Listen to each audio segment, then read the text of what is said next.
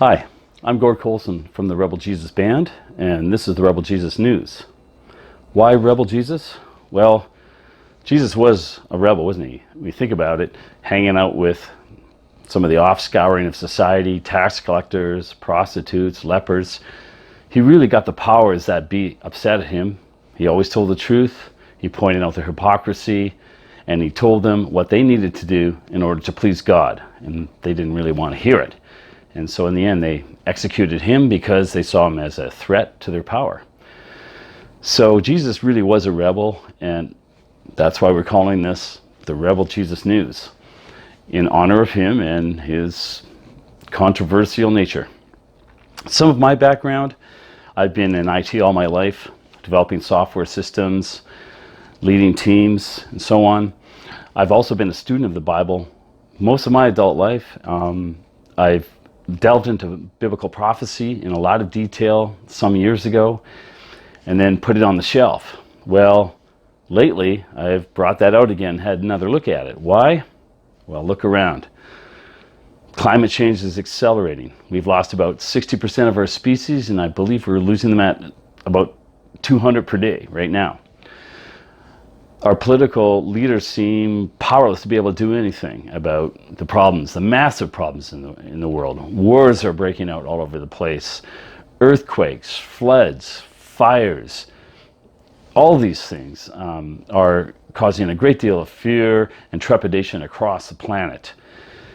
So I've looked again at these prophecies to see if there's some indication of where we are in God's timeline, and I believe things are accelerating. I went back to school to do a master's in theology, so I would have the skills to be able to do this in a way that would do justice to the Bible and its writers and to our God that inspired them to do all this writing. So we'll be looking at world events and world history, and we'll be trying to interpret those from a biblical standpoint. We'll also be looking at some of the social justice issues, like climate change, for example. The North, the global North, that's the West, we do most of the damage and burn most of the carbon fossil fuels, but it's those poor people in the South that pay the greatest price in the misery and damage to their environments, their ecological systems, their way of life. So we have a particular responsibility to do something about it. With regard to the church, I've been a member of several churches and several different denominations over my adult life, but I've always been struck by the lack of ability to address some of these issues head on. Take wars, for example. Why is it that when Caesar says go kill, Christians in general get up and go kill their brothers and sisters who live in the other country, along with other people who are not Christians, against Jesus' commands? The churches seem powerless to be able to do anything about it, except for a few fringe denominations. On climate change, pastors don't seem to want to raise the issue. They don't want to ruffle the feathers of those in the church that don't believe this, even though the science is established. 97% of climate scientists around the world now agree that climate change is real, it's caused by humans, and it's accelerating. And unless we do something about it soon, it's going to be too late unless God intervenes. So that's what we're going to do.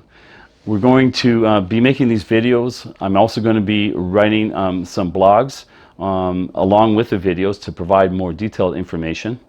And we'll be looking at the world, looking at the political movements, looking at the wars that are brewing, looking at some of the changes that are happening onto the planet, and trying to interpret those in a biblical light.